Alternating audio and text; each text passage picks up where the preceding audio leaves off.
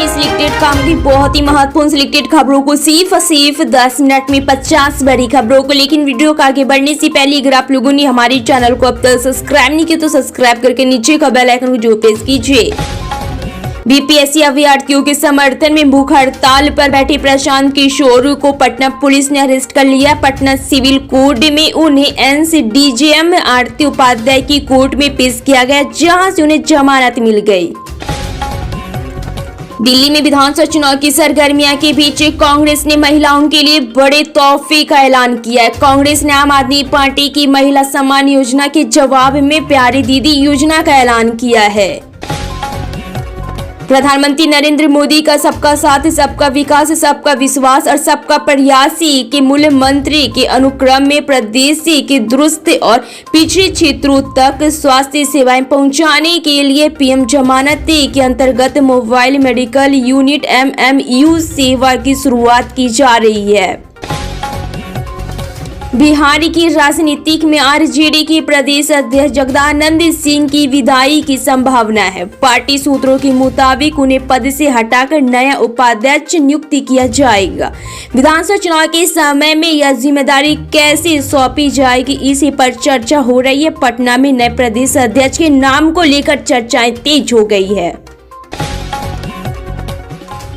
PM Modi Jammu railway division का virtual उद्घाटन करेंगे। यह कार्यक्रम जम्मू रेलवे स्टेशन परिसर में आयोजित होगा। इस उद्घाटन समारोह में जम्मू और कश्मीर के उपराज्यपाल मनोज सिन्हा, जम्मू कश्मीर के मुख्यमंत्री उमर अब्दुल्ला, सांसद जुगल किशोर शर्मा, केंद्रीय मंत्री डॉक्टर जितेंद्र सिन्हा और अन्य कई नेता शामिल होंगे।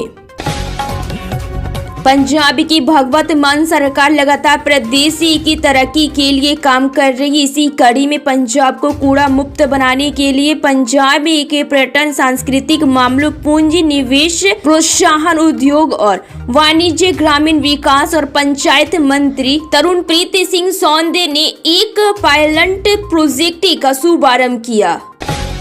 दिल्ली की आम आदमी पार्टी सरकार शिक्षा के क्षेत्र में नए आयाम स्थापित कर रही है। इसी कड़ी में मुख्यमंत्री आतिशी ने किरारी में एक नए विश्व स्तरीय 70 कमरों और आधुनिक लैब वाले सरकारी स्कूल को जनता को समर्पित किया। दिल्ली विधानसभा चुनाव के लिए मैदान सज चुका है और इस जंग के लिए सभी दल अपनी अपनी तैयारियों को धारे देने में लगे हैं। तारीखों का ऐलान तो नहीं हुआ है, पर दिल्ली में अभी से सियासी रंग खूब देखने को मिल रहे हैं। महाराष्ट्र के मुख्यमंत्री बनते ही देवेंद्र फडणवीस ने राज्य की बागडोर संभाल ली है और नागपुर को एक नई सौगात दी है। मुख्यमंत्री ने नागपुर के लिए 7 फ्लाईओवर का उद्घाटन कर दिया है।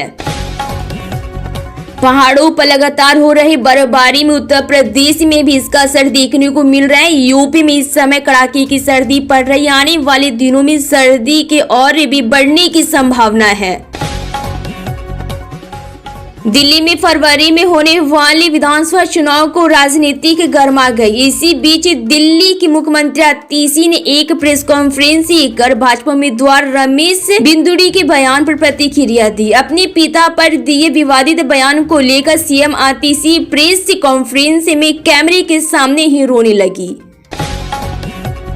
असम के मुख्यमंत्री हेमंत शर्मा ने उद्योगपतियों से अवैध बांग्लादेशी प्रवासियों को काम पर रखने से मना किया। सीएम ने कहा है कि सस्ते श्रम यानी कम पैसे की वजह से अवैध बांग्लादेशी प्रवासियों का काम पर नहीं रखा जाना चाहिए।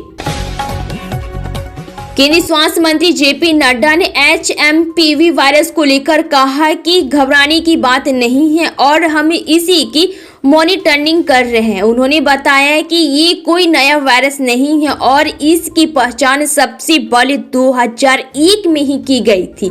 उन्होंने कहा कि हम तैयार हैं और सभी जरूरी कदम उठाए जा रहे हैं।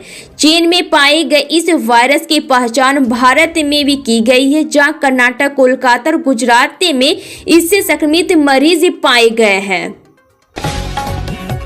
महिला को आर्थिक रूप से सक्षम बनाने के लिए यूं तो केंद्र सरकार की केंद्रीय योजनाएं चल रही है, लेकिन अब कौशल विकास उद्यमशीलता मंत्रालय और ग्रामीण विकास मंत्रालय ने प्रधानमंत्री नरेंद्र मोदी के इस संकल्प को मिशन मोड पर आगे बढ़ाने के लिए कमर कसी है।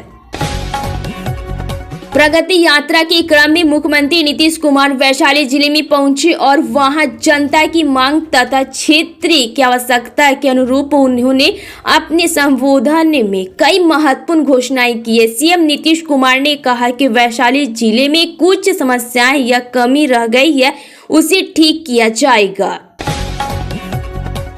अयोध्या में मिल्कीपुर सीट पर उपचुनाव का ऐलान मंगलवार को यानी कि आज ही होने की संभावना है। इस चुनाव को देखते हुए बीजेपी और समाजवादी पार्टी ने अपनी तैयारियों को तेज कर दिया है।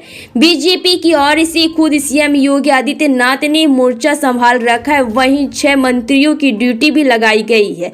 इन राजनीतिक घटनाक्रम के बीच समाजवादी पार्टी सांसद अवधेश प्रसाद का बयान भी आया है। केंद्रीय गृह मंत्री अमित शाह मंगलवार यानी कि आज ही दिल्ली के भारत मंडपम में केंद्रीय अन्वेषण ब्यूरो सीबीआई द्वारा विकसित भारत पोल पोर्टल का शुभारंभ करेंगे। दिल्ली के पूर्व मुख्यमंत्री अरविंद केजरीवाल ने बड़ा दावा किया। उन्होंने एक बार फिर से पार्टी नेताओं के घर रेड होने की बात कही। उन्होंने ट्वीट किया, मैंने कुछ दिन पहले ही बोला था कि दिल्ली सीएम आतिशी जी को गिरफ्तार किया जाएगा और आप के कुछ नेताओं पर रेड होगी। विश्व सूत्रों के मुताबिक मनीष सिसोदिया जी के घर अगले कुछ दिनों में सीबीआई रेड होगी। जनसुराज के संस्थापक प्रशांत किशोर की जमानत पर अब नया मोड़ आ गया। पटना सिविल कोर्ट से जमानत मिलने के बाद भी प्रशांत किशोर ने अदालत की शर्तों को मानने से इनकार कर दिया, जिसके बाद उन्हें 14 दिन की न्यायिक हिरासत में बेऊर जेल भेज दिया गया। दुनिया के सबसे ताकतवर देश में एक नई महामारी का खतरा मंडरा रहा है। ये बेहद खौफनाक वायरस बताया जा रहा है। इसे लेकर अलर्ट भी जारी कर दिया गया। अमेरिका में बर्ड फ्लू का खतरा मंडरा रहा है। जनसुराज पार्टी के सूत्रधार प्रशांत किशोर की गिरफ्तारी और बिना शर्त बेल की मांग को लेकर नेता प्रतिपक्ष तेजस्वी यादव की प्रतिक्रिया सामने आई। प्रधानमंत्री नरेंद्र मोदी ने दिल्ली के रोहिणी में 185 करोड़ रुपए की लागत से बनने वाली केंद्रीय आयुर्वेद अनुसंधान संस्थापक की आधारशिला रखी। दिल्ली में जल्द ही विधानसभा चुनाव होने वाले, इसे लेकर राजनीतिक दलों ने अपनी अपनी तैयारियां तेज कर दी। वरिष्ठ नेताओं के बीच आरोप प्रत्यारोप का दौर चल रहा है।